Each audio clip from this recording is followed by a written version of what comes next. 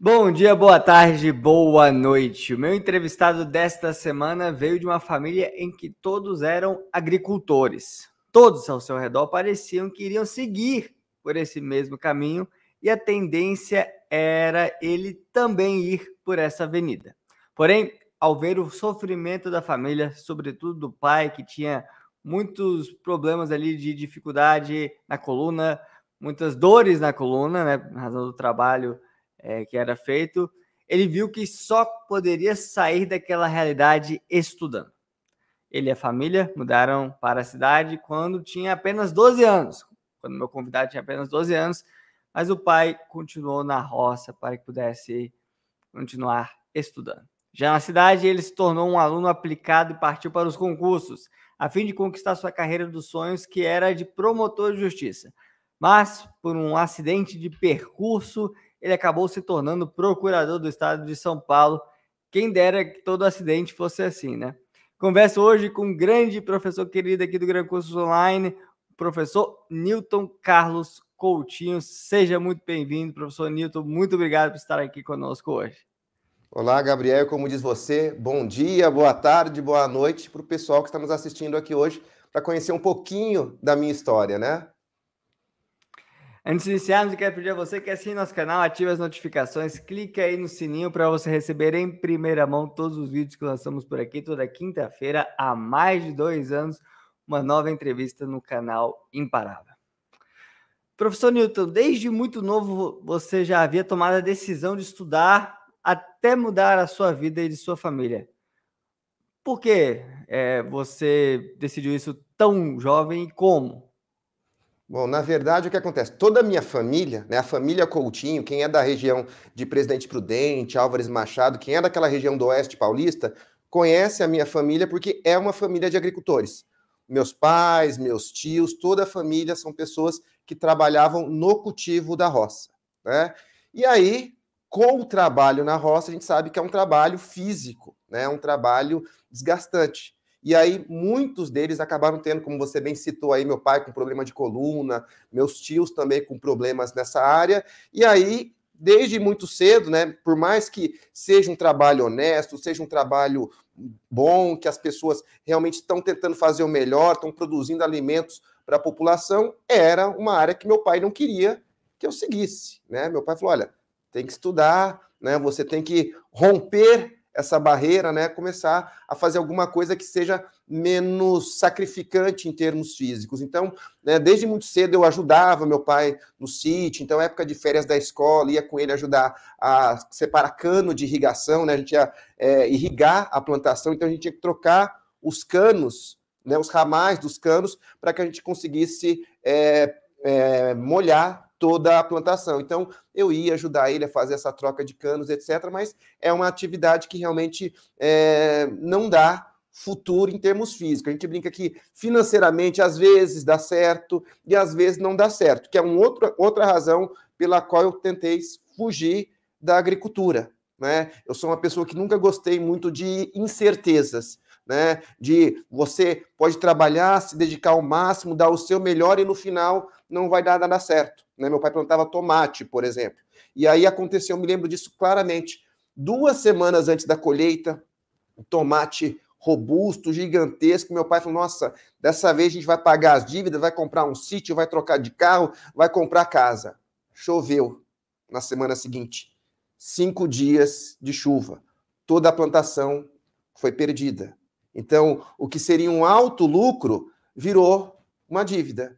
E aí, outra plantação e outra plantação. Então, essa insegurança era uma coisa que eu nunca gostei na minha vida. Eu sempre fui uma pessoa que queria, olha, ter certeza do que vai acontecer. Então, olha, se você fizer isso, se você se dedicar, se você fazer isso, a consequência vai ser X. Tá? Eu gosto de coisas que você tem certeza, né? Eu brinco nas minhas aulas, né? Certeza científica do que vai acontecer. E na agricultura, infelizmente, a gente não tinha essa possibilidade. Né? Esse risco era um risco sempre presente, eu nunca gostei muito de riscos.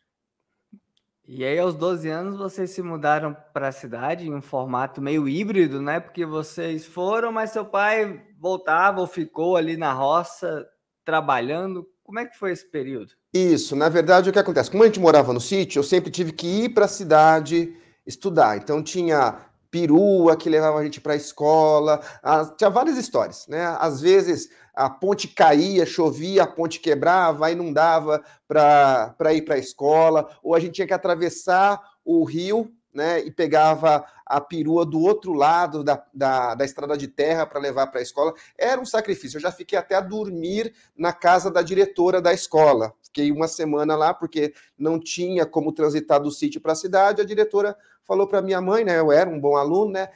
Pode deixar seu filho aqui. Fiquei uma semana morando na casa da diretora na cidade, professora Neuza Boigues, não me esqueço jamais. E aí, quando eu tive 12 anos, meu pai já estava vendo que a agricultura não estava dando muito certo, e ele já pensou nessa possibilidade, vamos nos mudar para a cidade, né? 12 anos, né? Já está quase na idade de começar a trabalhar, então a gente vai para a cidade e a gente vai tentar fazer esse regime híbrido, como você falou. Então ele ia para a roça, da roça voltava para nossa casa na cidade. Em época de colheita ele ficava lá no sítio mesmo, tinha, né, uma casa lá no sítio para ficar, e a gente foi nessa linha aí, até que meu pai definitivamente teve que parar mesmo a agricultura. Aí eu já tinha uns 22, 23 anos, foi logo depois que eu terminei a faculdade. Como é que os concursos entraram na sua vida? Então, como eu te falei, né, família pobre, né, tem que começar a trabalhar cedo. E aí o que aconteceu? Quando eu estava com 13 para 14 anos, surgiu uma proposta, né, tinha uma escola, um projeto do governo do estado de São Paulo, que era o Cefam. Era um centro específico de formação e aperfeiçoamento ao magistério. Essa era a sigla. E aí o que era? Era uma escola que preparava você para o magistério. Só que era uma escola em tempo integral, você estudava de manhã e à tarde, e em compensação você tinha uma bolsa de estudos. Você ganhava um salário mínimo para basicamente só estudar. E aí eu me interessei, né? Eu gostava dessa coisa de... Eu não pensava ainda em lecionar, mas eu sempre gostava dessa coisa de ensinar as pessoas. E aí achei interessante, me inscrevi no vestibular, passei no vestibular e fui aprovado e fiz grandes amigos nesse curso. Eu até brinco que muito da didática que hoje eu utilizo nas minhas aulas foi com base no que eu aprendi no Cefam. E aí, do Cefam, que era um ensino médio, né, eu entrei na faculdade, acabei fazendo a faculdade de Direito. Não vou dizer para você que o Direito era o meu sonho, que eu queria fazer uma faculdade de Direito. Eu gostava de exatas, eu gostava de matemática, eu era bom em raciocínio lógico, mas a gente imaginava que matemática não daria dinheiro, né? A gente tinha que pensar em alguma coisa para sustentar a família, né? Jornalismo é uma área que eu também gostava, mas onde você iria trabalhar como jornalista, né? No interior de São Paulo, o campo muito fechado, e aí, como a maioria das pessoas, acabei entrando no direito por conta do tal do leque de opções, né? Você pode fazer direito e depois você pode advogar, você pode prestar concurso público, você pode atuar numa série, você tem uma possibilidade grande de opções financeiras, de trabalho depois, então acabei fazendo direito, até porque eu gostava de algumas coisas do direito, né? Algumas áreas do direito especificamente eu tinha uma boa familiaridade, vamos assim dizer. E como é que foi a primeira aprovação nos concursos e a mudança que isso representou para você e depois as novas aprovações e também reprovações, né, que acabam sendo inevitáveis? Não, as reprovações são a maioria, né, que a gente não fala delas. Mas o que aconteceu? Quando eu entrei na faculdade de Direito, a gente já começou a pensar nessa questão de concursos públicos. Então eu fui prestando aqueles concursos de nível médio que tinham matérias muito similares. Então, oficial de justiça, escrevente técnico judiciário, escrivão de polícia civil, né? Então, esses cargos de analista, em geral, eu fui prestando vários deles. E aí, fui colecionando derrotas, como você mencionou. Só que o que eu percebi, como as matérias eram muito similares, a cada concurso eu ia indo um pouquinho melhor, né? Eu passei no outro concurso durante a faculdade, só que não era um concurso jurídico, era um concurso de oficial administrativo na Unesp. Então, aí eu já comecei a me interessar pelo direito administrativo, comecei a entender melhor como é que funciona a organização, a estruturação da administração pública. E aí isso também me ajudou, tanto na faculdade, nas disciplinas respectivas, quanto nos concursos públicos, porque as matérias de direito administrativo, direito constitucional, essas matérias de direito público, eu já tinha maior conhecimento, maior domínio, porque eu tinha experiência prática, né? Então era muito mais fácil você juntar essa experiência prática com as aulas teóricas que você tinha. E aí, continuei prestando concurso, tá? Terminei a faculdade, ainda estava na Unesp, e aí, né, é o problema de quando você consegue atingir um outro patamar, né? Eu fui o primeiro neto, né, do meu avô, senhor Benedito Coutinho, que terminou a faculdade. Fui o primeiro da família que fez uma faculdade. E aí, se você tem um curso superior, você tem que procurar alguma coisa melhor. E aí eu falei, então agora eu preciso passar em outro concurso público. Essa época era início dos anos 2000. Não tinha Gran Cursos online, né? Não tinha essa questão de aulas online. O que você fazia? Se você queria passar num concurso de ponto, um concurso para juiz, promotor de justiça, defensor público, você tinha que ir se deslocar para um local onde tivesse uma boa escola. E os bons cursinhos ficavam ou na capital, em São Paulo, ou na capital, em Brasília. Eram as duas opções que a gente tinha. E aí, né, eu, família pobre, o que eu precisava? Passar num concurso que conseguisse pagar minhas contas. Eu não queria um concurso para ganhar dinheiro. Eu queria um concurso para pagar as minhas contas, para pagar o cursinho, para pagar o aluguel da minha casa, né, onde eu fosse morar, etc. E aí, depois de colecionar essas, sei lá, 15, 10 reprovações em concursos, eu prestei o concurso para oficial de promotoria do Ministério Público, que era a mesma matéria que eu já tinha estudado, que eu passei no concurso da Unesp. Então, língua portuguesa, matemática, direito administrativo, direito constitucional, acrescido de algumas matérias específicas do Ministério Público. Então, direito penal, direito processual penal, interesses difusos e coletivos. E aí, outra coisa que eu dei sorte, né? Concursos públicos, né, que você ganha relativamente bem, mas não tão bem, eles têm uma rotatividade muito grande nas capitais. Por quê? Porque na capital você consegue ganhar em alguns setores privados mais do que você ganharia nesses cargos públicos. Então, o cargo de oficial de promotoria na capital, ele tem uma rotatividade grande. Por quê? O inicial devia ser, vamos supor, eu acho que comparando com o valor atual, algo em torno de R$ 3.500, tá? Já é um valor que você consegue se manter. Mas é um valor que, em São Paulo, na capital, você consegue ganhar mais na iniciativa privada. Eu acho que talvez um motorista de Uber ganhe mais do que isso, rodando na capital. Então, muitas pessoas passavam no concurso e acabam não tomando posse, ou tomavam posse e saíam. Então, quando eu prestei o concurso para São Paulo, me lembro até hoje, eram 18 vagas. Eu passei no número 22. Entre publicação do edital e a chamada dos aprovados, eles chamaram 90.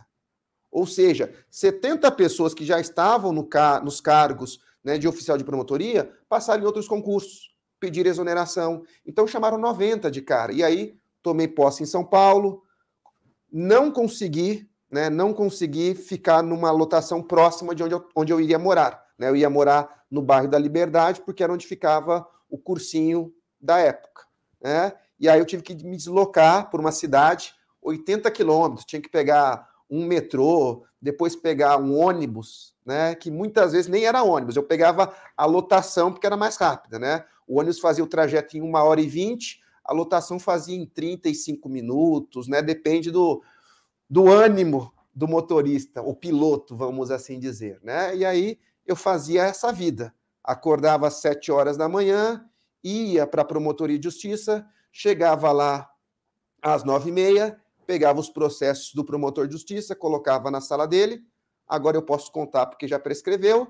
Das 10 da manhã até as 11h30 eu ficava na minha sala, na minha mesa estudando. 11h30 começava atendimento ao público, aí correria, né? Pegar inquérito policial, pegar processo, fazer, né, rascunhar algumas coisas para o promotor de justiça, a denúncia, o arquivamento de inquérito, e essa vida até as 5h15. 5h15 saía correndo, pegava ônibus, voltava para São Paulo, pegava metrô, ia para o cursinho até as 10h30 da noite, né? Felizmente eu morava perto do cursinho, então 10h40 eu estava lá, aí tomar um banho, comer alguma coisa e dormir e fazer isso tudo a semana inteira.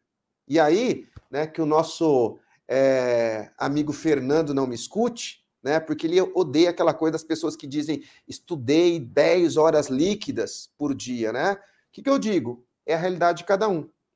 Eu não tinha condições de estudar 3 horas por dia, 4 horas por dia, porque não tinha tempo.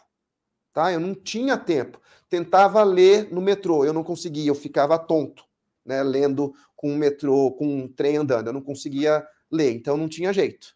Né? Eu consegui estudar aquela 1 horinha que eu falei para você no comecinho da manhã, né? De vez em quando um pouquinho, mas eu já chegava em casa às 11 da noite, já estava meio cansado, então o tempo que eu tinha disponível para ver a matéria da semana era final de semana.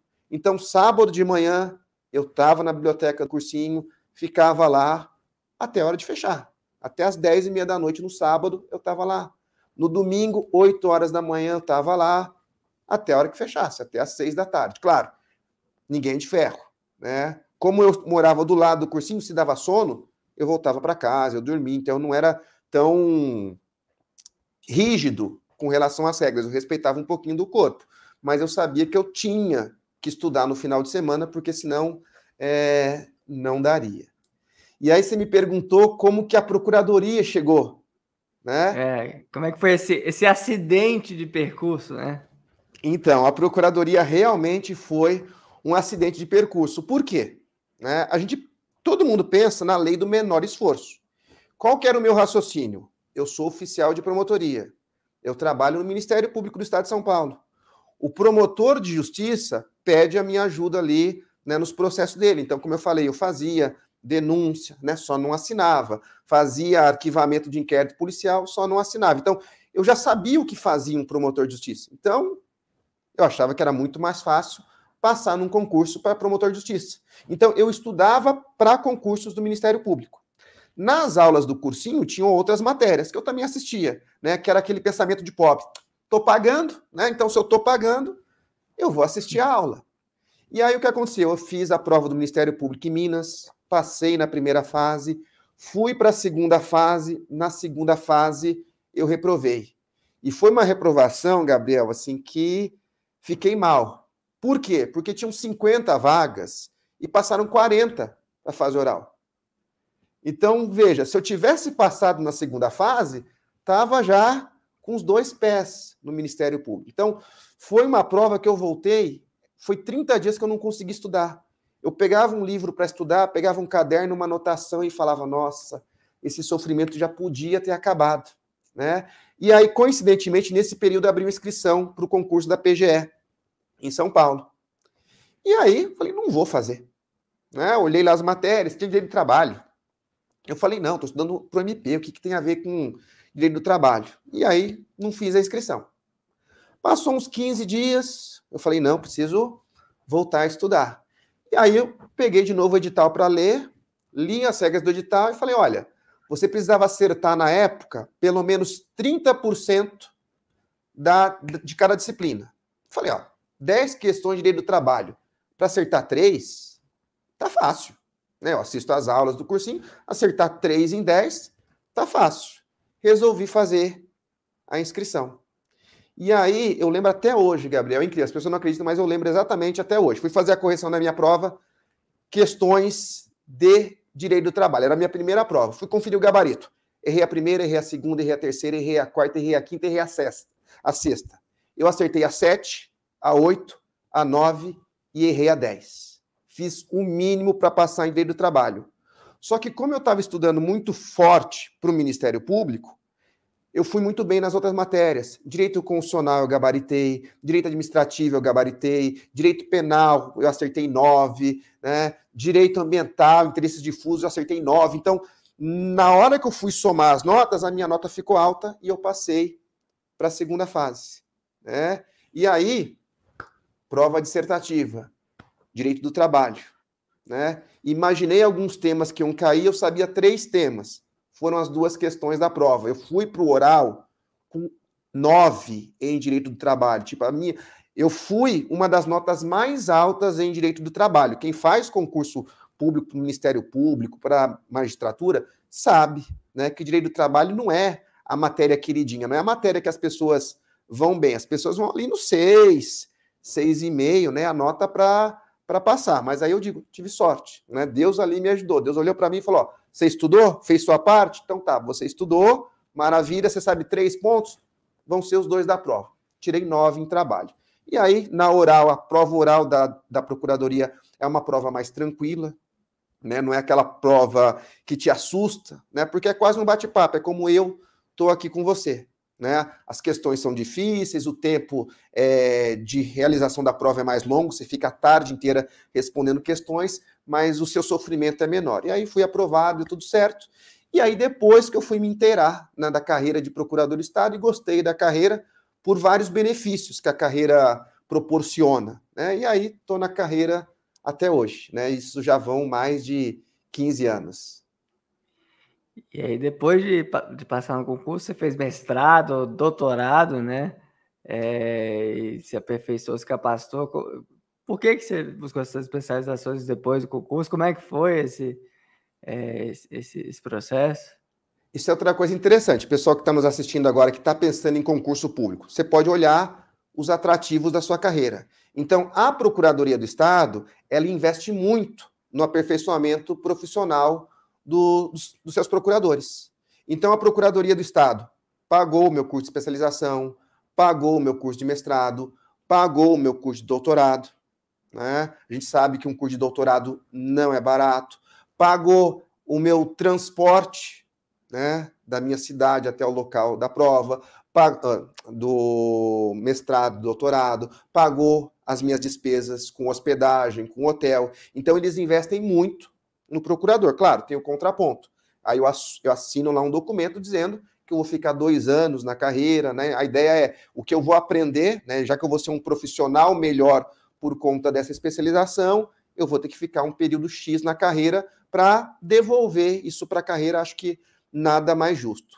E aí, esse mestrado, esse doutorado, me ajudaram em outra linha, né, na área acadêmica. Fui começar a dar aula em universidades. Então, cheguei em Brasília, já fui dar aula na UNB. Né? No outro ano, já fui convidado a dar aula no Uniceub, né, no IESB, e depois fui dar aula no mestrado da Católica, quando eu terminei meu doutorado. Então, essa qualificação profissional que o trabalho me permitiu, né, onde na vida que eu ia sonhar em fazer um mestrado, um doutorado, para fazer a faculdade, ó, já foi sofrido, né? Já foi aquela dificuldade de pagar as mensalidades, renegociar as dívidas ali, conversar com o diretor da faculdade ali para esperar um pouquinho mais. Então, se não fosse, né? Se não fosse o concurso, se não fosse a procuradoria, não teria conseguido isso. Né? Não teria chegado em Brasília, não teria chegado no Gran Cursos Online. Então, a minha carreira acadêmica toda, eu posso dizer que ela foi muito facilitada, vamos dizer assim, por conta da Procuradoria. Né? Porque eu agregava os 2 fatores mais importantes para uma faculdade te contratar, que é a questão da titulação, né? E a questão da sua qualificação profissional. Né? Quem é o seu professor? É a pessoa que está te ensinando, né? Ela domina aquela matéria, ela conhece aquela matéria. Então, eu digo que a Procuradoria já me ajudou muito nesse sentido. Né? Abriu várias portas que talvez lá atrás eu nem tivesse imaginado que essas portas seriam abertas. E diz uma coisa, seus pais estão vivos? Sim, os 2 estão vivos, todos bem, né? Conseguiram aquela aposentadoria pelo trabalho rural, né? Aquela aposentadoria de um salário mínimo, né? Mas aí, como é filho único, né? Agora procurador do Estado, então aí, né? Minha mãe com o apartamento dela, meu pai com a casa dele, né? Meus pais se separaram nesse período, mas se dão hiper bem, almoçam juntos. Minha mãe tem algum problema em casa, liga para o meu pai lá para arrumar o chuveiro, coisas do tipo. Então, tem um relacionamento bem bacana entre eles. E como é que é a sensação deles de ver o filho ali que, primeiro da família a se formar, doutor, né, no sentido realmente da palavra, né, doutor, tem um título de doutor, procurador do estado de São Paulo, já atuou aqui em Brasília no STJ, se não me engano, né, então decisões ali muito importantes, né, representando o estado em processos muito importantes. Como é que é a sensação dos pais aí? O que eles já assim, falaram para você? o meu pai é o mais chucrão. O meu pai é aquele que não dá o braço a torcer, né? Meu pai, eu lembro, quando eu terminei a faculdade, né, eu ganhei prêmio como um dos melhores alunos da turma, né? E aí foram falar pro meu pai, não fez mais do que a obrigação. Para você já ter uma noção de como é meu pai. Minha mãe é a típica mãe de filho único. Ai, meu filho maravilhoso, inteligente, que maravilha, não sei o que. Minha mãe, né, se derrete, né? Minha mãe, toda vez que tem algum evento que ela pode ir, então, por exemplo, minha mãe veio na cerimônia de posse da procuradoria, falei, a gente não precisa vir, né? Não tinha recebido salário de procurador ainda, né? Então, gastar com transporte, gente, não precisa vir, eu só vou assinar um papel e vou voltar. Não, minha mãe fez questão de vir, tal. Então é aquela coisa do orgulho mesmo da família, de falar, olha, o que a gente investiu, né, todo o sacrifício, né, porque, você saiu do sítio, veio para cá, né, e a gente não sabia ao certo se ia dar certo, se não ia dar certo. Eu falei que eu não gosto de incertezas, né, mas a vida é uma incerteza, né, por mais que eu fico brincando aqui que eu não gosto de ter certeza do que vai acontecer, certeza realmente a gente nunca tem. A gente tem que acreditar, a gente tem que estipular uma meta, né, colocar um objetivo ali, pensar em instrumentos, mecanismos para atingir aquele seu objetivo e seguir em frente, né? Quando eu resolvi prestar esses concursos, né, magistratura não, que eu nunca pensei em ser juiz, mas Ministério Público, Defensoria, que também é uma carreira que me agrada muito, né? O que eu pensei? Olha, eu preciso pagar o cursinho. Passei no concurso, oficial de promotoria, beleza. Dá para pagar o aluguel? Dá para pagar as contas? Dá para pagar o cursinho? Dá. Vai sobrar dinheiro? Não vai. Mas a minha meta agora não é o dinheiro. A minha meta agora é o quê? É o conhecimento para passar no concurso depois. Quanto tempo vai demorar? Não sei. Né? Eu brinco que eu furei a fila, né? Porque eu tinha colegas no cursinho que estavam lá há 2, 3 anos somente estudando. Né? Os pais tinham uma condição financeira melhor e aí eles ficavam lá estudando, o pai pagava as contas, etc. Então, estudava de manhã, de tarde e de noite. Estavam há 2, 3 anos, não tinham passado num concurso ainda. Chego eu, tendo que trabalhar o dia inteiro, né? Não era nem meio período, trabalhar o dia inteiro, fazer um cursinho à noite. Então, na minha cabeça, vou dar o meu melhor, mas eu não tenho obrigação de passar antes dele. Porque aquele que só está estudando, esse sim teria que passar antes de mim, porque tem mais tempo disponível. Acho que talvez esse peso menor no ombro, né, essa coisa de, eu não tenho obrigação de passar no primeiro ano, não tenho obrigação de passar no segundo ano, acabou facilitando.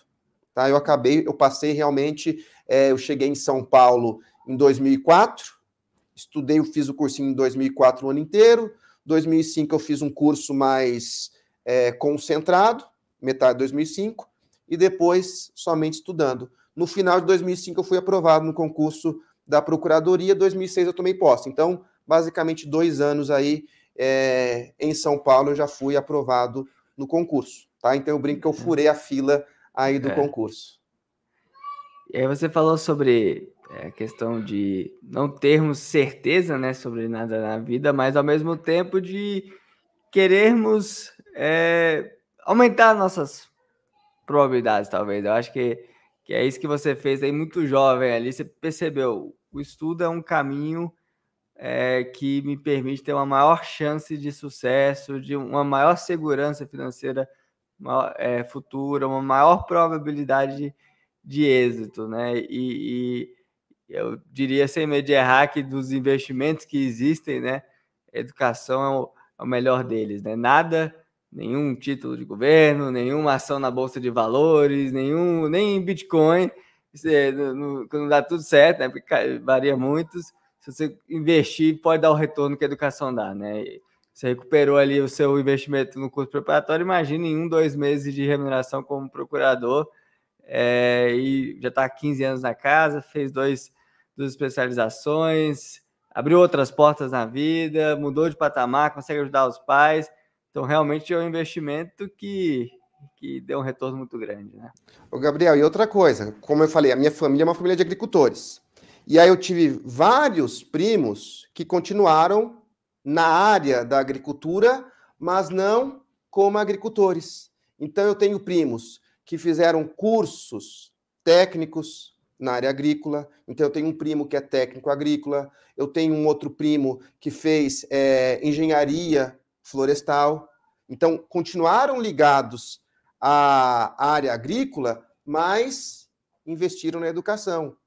Eu descobri que o meu primo está morando lá no Mato Grosso, né? Está ganhando praticamente o mesmo valor que eu. Ele está administrando uma fazenda gigantesca de não sei quantos mil hectares, tararã. Então ele está ganhando muito bem.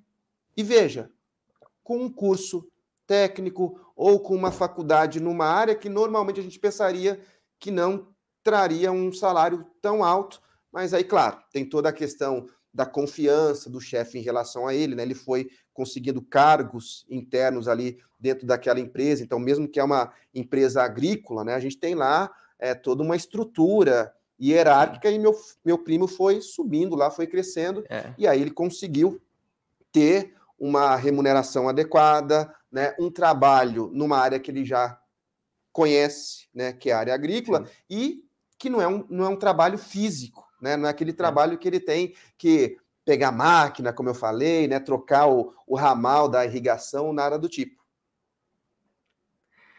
Professor Nilton, qual é o seu conselho final para quem está nos acompanhando hoje e às vezes desmotivado, às vezes acredita que não é possível, às vezes vem de um contexto familiar como o seu ali, de que tem que ser a primeira pessoa a romper a barreira, a abrir o caminho, a criar o precedente, e tudo isso acumulado gera uma certa ansiedade que não vai ser possível, que não vai dar para chegar lá. Qual é o seu conselho para que essa pessoa seja como você, imparável? Eu vou partir de uma palavra que você falou aí, é o romper barreiras, né? Seguir a lei de Newton, né? Um objeto parado tende a ficar parado até que uma força externa o movimente, né? Mais ou menos é o que eu me lembro das aulas de física lá na década de 90. Mas a ideia é, você está hoje num local X, num patamar X. Você pode estar endividado, você pode estar bem de saúde ou você pode estar mal de saúde. Não me importa, não me interessa.